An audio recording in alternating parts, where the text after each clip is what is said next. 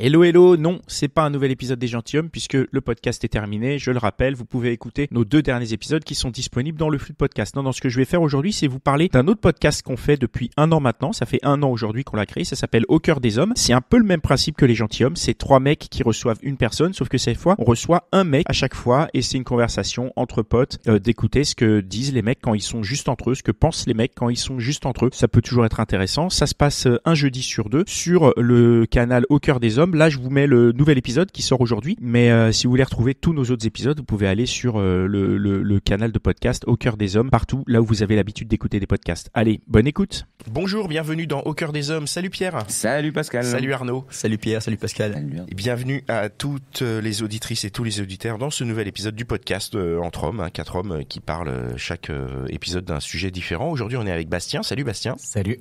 Et de quoi on va parler aujourd'hui, Arnaud ? De la sincérité. La sincérité. Ok, je vais y aller.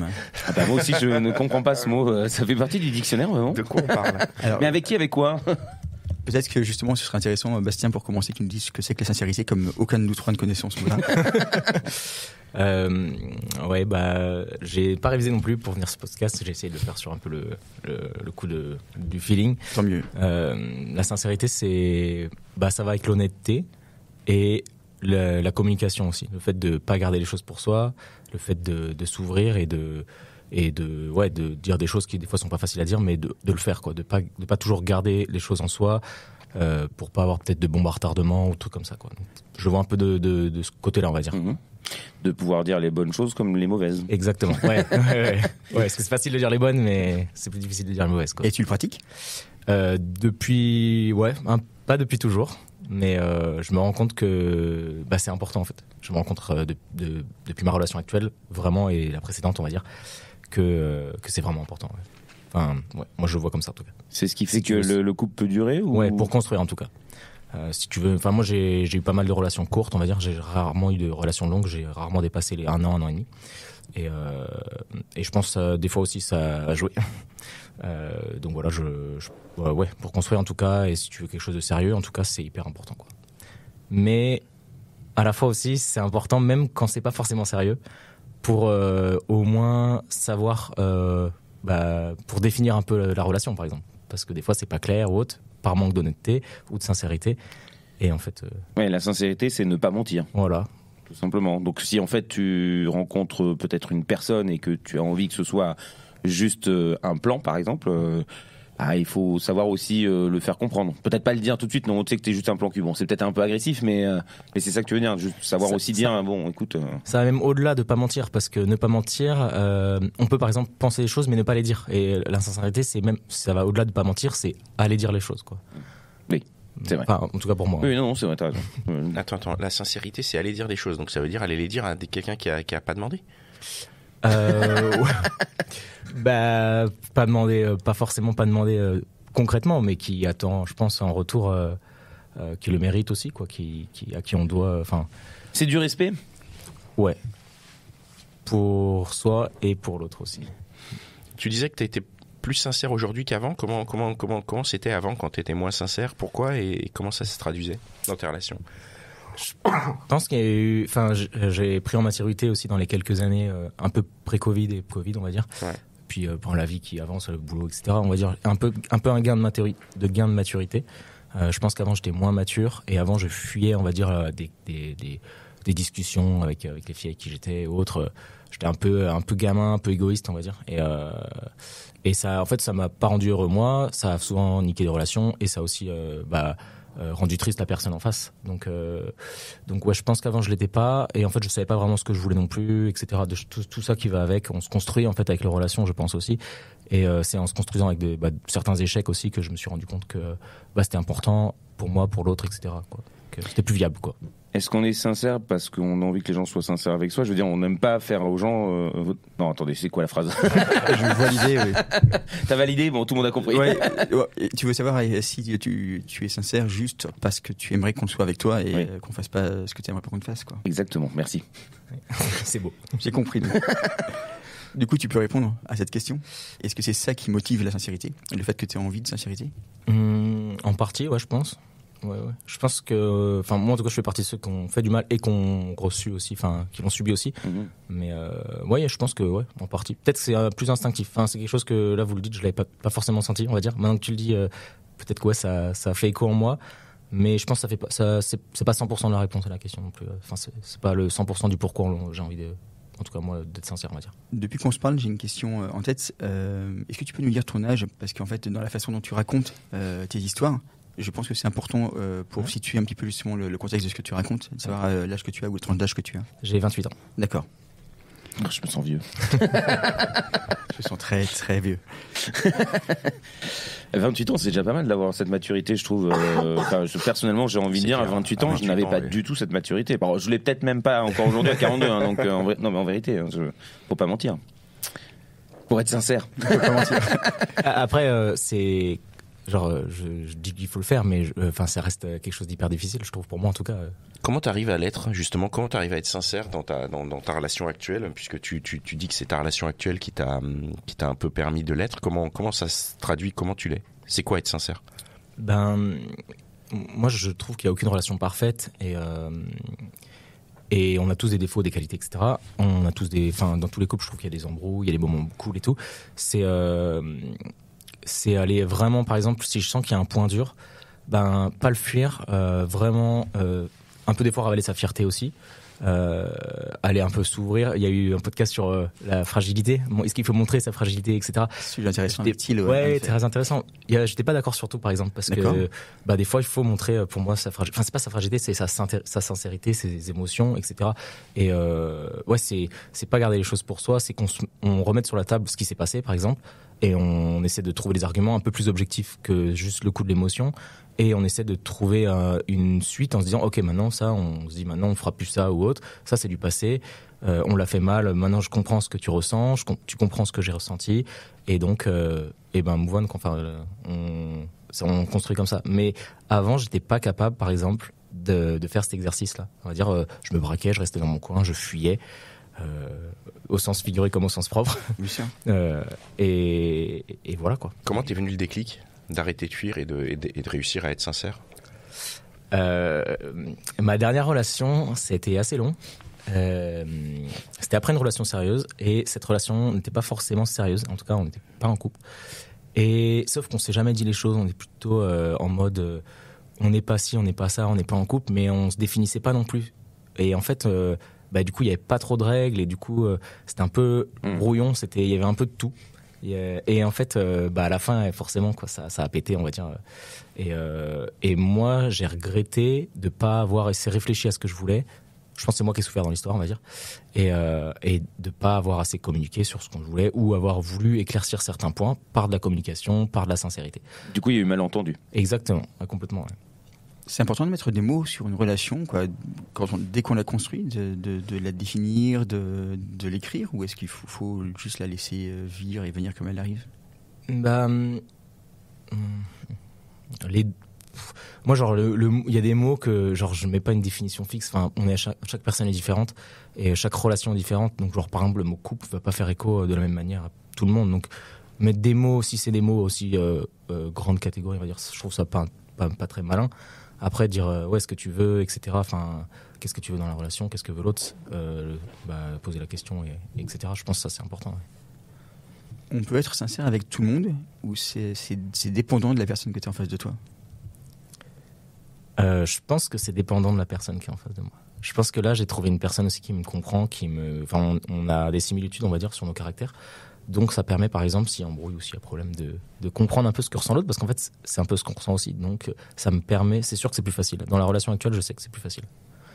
Putain, si je me retrouve en face d'une personne qui a le même caractère que moi. Dur. Oh, l'enfer sur Terre. Ça fera un trou noir, toute la planète sera absorbée dedans.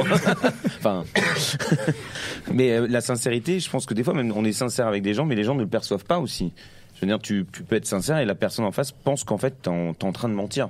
Ouais. Tout dépend de ta façon d'être sincère aussi, ou de ta sensibilité, de sincérité. Tu es aligné toi-même avec ta sincérité, parce que ça se trouve, tu es persuadé d'être sincère, mais il y a un décalage en fait. Parce que tu as ton point de vue à toi. Comment ça?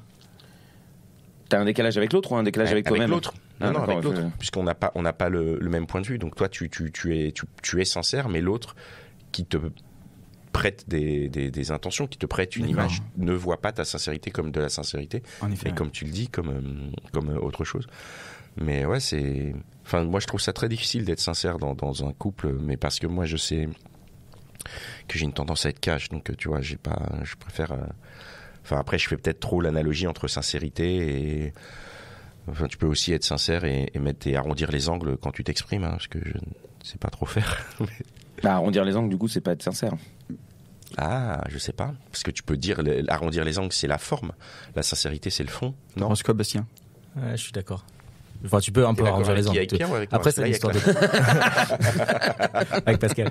Non, ouais, moi, je pense que tu peux arrondir un peu les angles. Enfin, après, ça, c'est une histoire de caractère. Enfin, c'est la façon de parler qui après, définit, si genre un Marseillais, on va angles, dire, qui est un peu cru, etc. Il va pouvoir être très cash, mais en fait, c'est un peu une histoire. C'est ta personnalité qui l'est aussi. Ça dépend.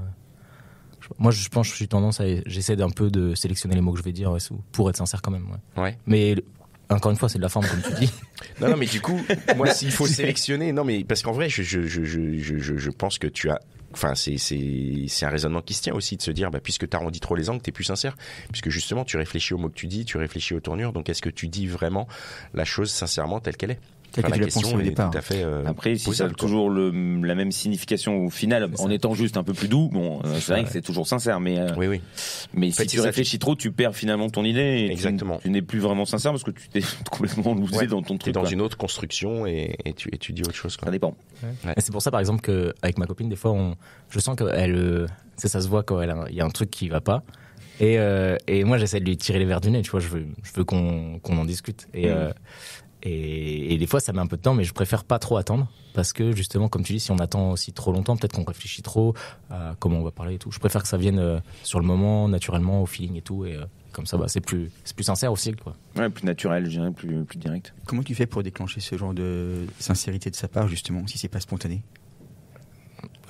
Je lui dis 10 fois, allez, vas-y, balance qu'il y a pas de souci, on va en parler. Je la fais chier, quoi. D'accord. C'est une façon d'être sincère, de faire chier aussi. Mais au final, à chaque fois, ça se passe bien à la fin, donc je me dis que ça marche avec nous, quoi. Et pourquoi est-ce qu'elle n'a pas le réflexe spontané de te dire les choses tout de suite dans ce cas-là? Pourquoi tu as besoin d'aller le chercher, tu penses? Qu'est-ce qui freine peut-être cet élan? De sa part, tu veux dire? Oui. Je suis pas dans sa tête, donc je sais pas exactement, mais peut-être la peur de ma réaction ou la peur de l'issue de la discussion, j'en sais rien. Sûrement ça, quoi. Après, La peur de blesser aussi, je pense. Peut-être, ouais. Non? Parce que souvent, quand des fois tu te dis tiens, j'ai envie de dire ça, bon, tu réfléchis un petit peu, tu te dis bon, peut-être que c'est pas Mais après, quand l'autre personne se rend compte que tu n'as pas été sincère parce que tu avais peur de blesser, t'es doublement blessé, en fait. Ah, puis alors là, c'est la fusée, là. Bah oui.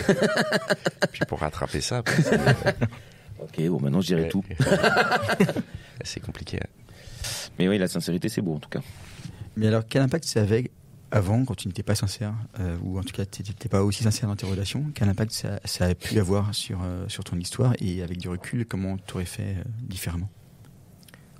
Il y a des petits trucs et des petites discussions où ça n'aurait pas d'impact. Genre, je sais pas, avec ma copine par exemple, on a eu des discussions cash en mode, tu sais, genre sur le passé, t'as eu combien de meufs avant, etc., etc.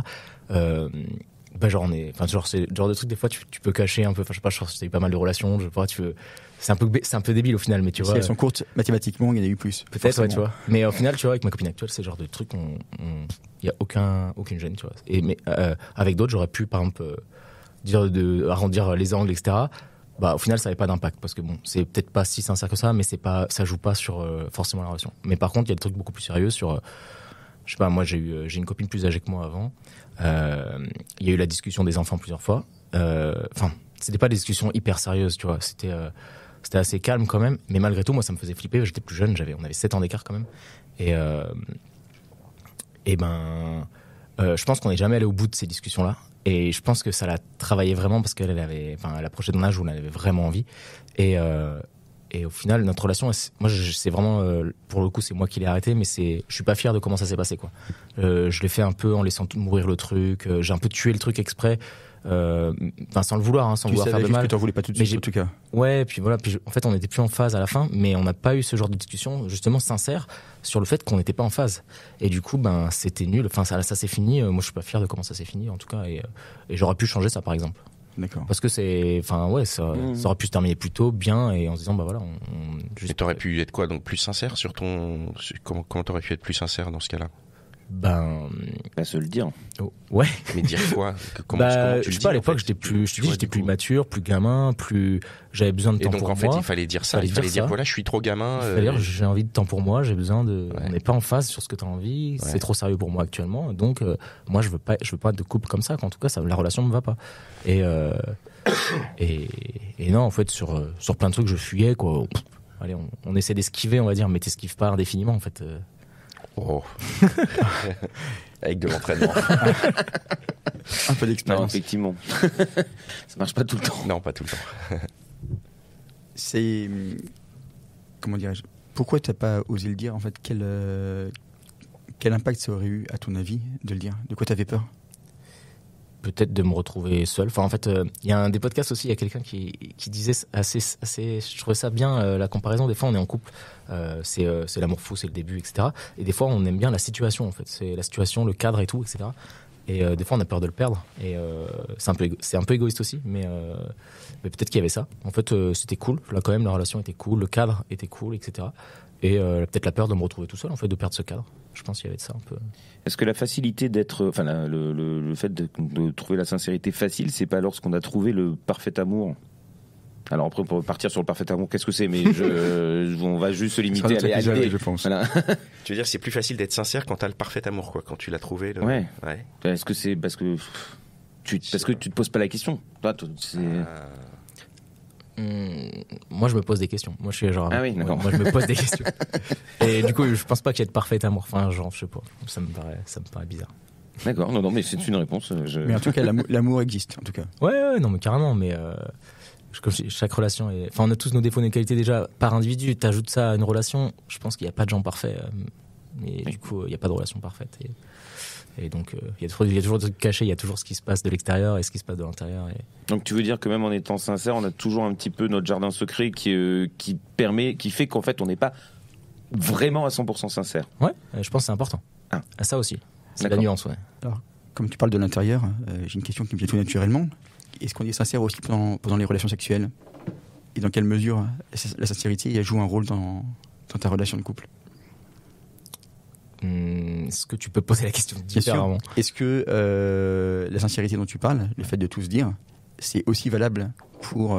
Tu parles des fantasmes? Les fantasmes, par exemple, mais les envies, les limites, etc., les tabous qu'on peut avoir dans des relations sexuelles?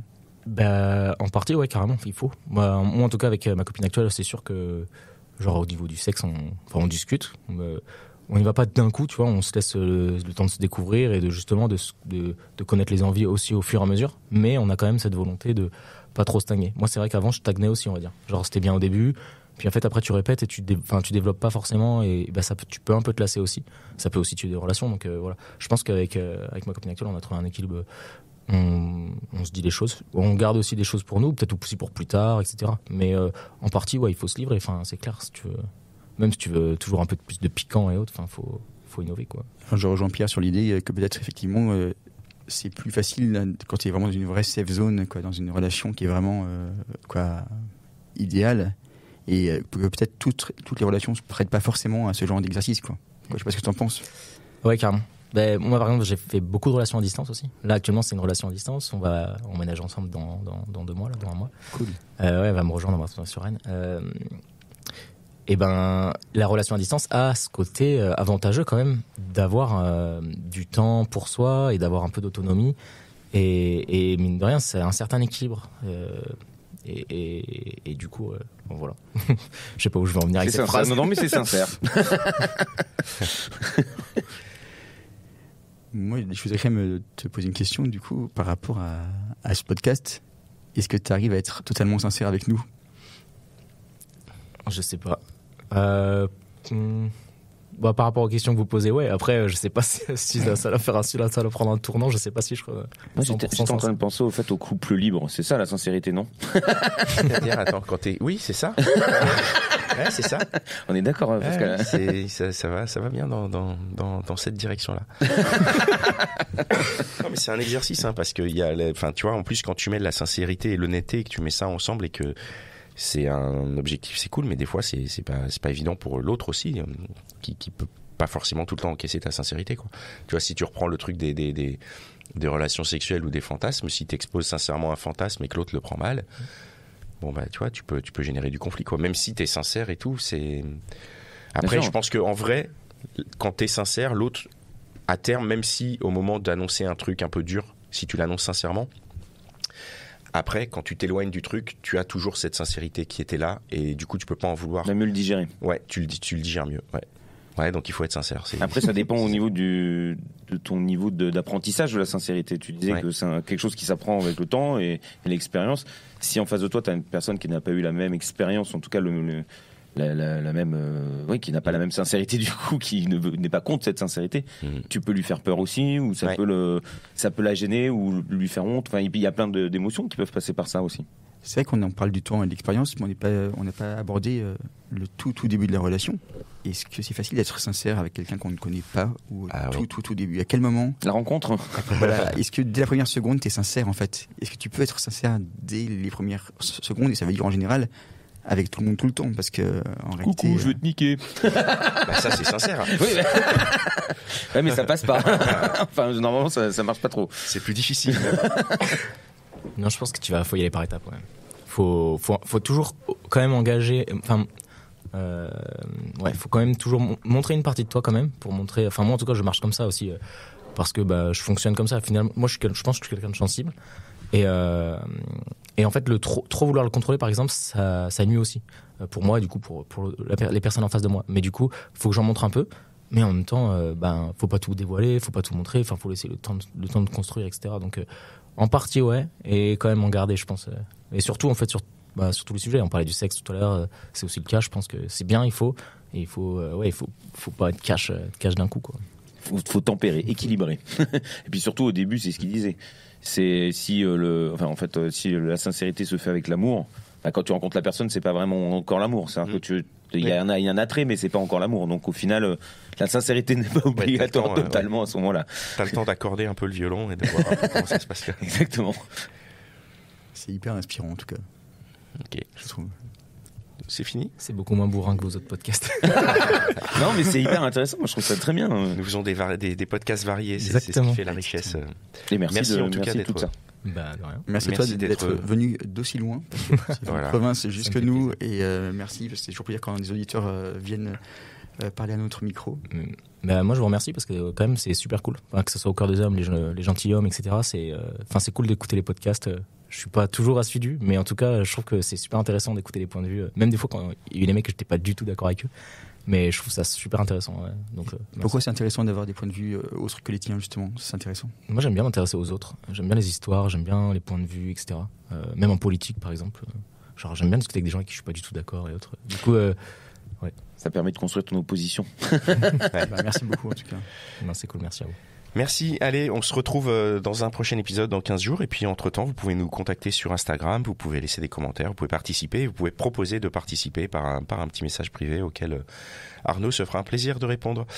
Voilà, merci les gars. Merci. Et à bientôt. Merci Bastien, à bientôt. Merci à vous.